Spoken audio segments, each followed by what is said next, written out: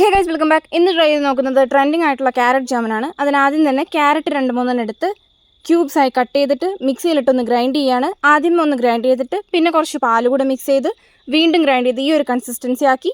അടുത്തതായിട്ട് അടുപ്പത്തൊരു പാൻ വെച്ച് അതിലേക്ക് നെയ്യ് ഒഴിച്ചു കൊടുത്തു. നെയ്യ് ചൂടായി വന്നപ്പോൾ ഗ്രൈൻഡ് ചെയ്ത് വെച്ച ക്യാരറ്റ് അതിലേക്ക് മിക്സ് ചെയ്ത് കൊടുത്തു.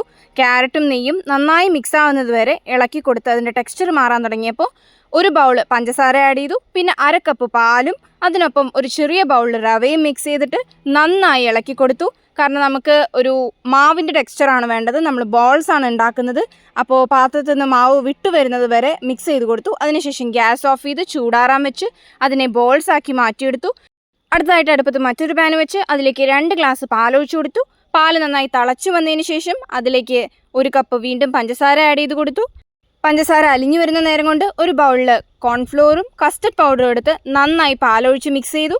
ഈ മിക്സ് അടുപ്പത്ത് തിളച്ചുകൊണ്ടിരിക്കുന്ന പാലിലേക്ക് ഒഴിച്ച് നന്നായി ഇളക്കി കൊടുത്തു. അതിനുശേഷം നമ്മൾ ഉരുട്ടി വെച്ച ക്യാരറ്റ് ബോൾസ് ഇതിലേക്ക് ഓരോന്നായി ഇട്ടുകൊടുത്ത് നന്നായി മിക്സ് ചെയ്തു.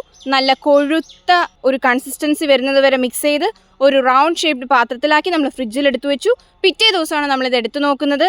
ഒരു ജാമുനാണ് നമ്മൾ ഉദ്ദേശിച്ചതെങ്കിലും അതിൻ്റെ കൂടെ നമുക്ക് പുഡിങ്ങും കൂടെ കിട്ടി എന്നുള്ളതാണ് ഇതിൻ്റെ ഒരു അഡ്വാൻറ്റേജ്. ഇനി റിവ്യൂ ടൈമാണ്. മാധവന് അടിപൊളിയായിട്ട് ഇഷ്ടപ്പെട്ടു, എനിക്കും പേഴ്സണലി ഇഷ്ടപ്പെട്ടു. നല്ല ഹെൽത്തി ആൻഡ് ടേസ്റ്റി ആയിട്ടുള്ള സാധനമാണ്. എല്ലാവരും ട്രൈ ചെയ്ത് നോക്കുക. അപ്പോൾ ഇന്നേക്ക് ഇത്രയേ ഉള്ളൂ. Love you all, by.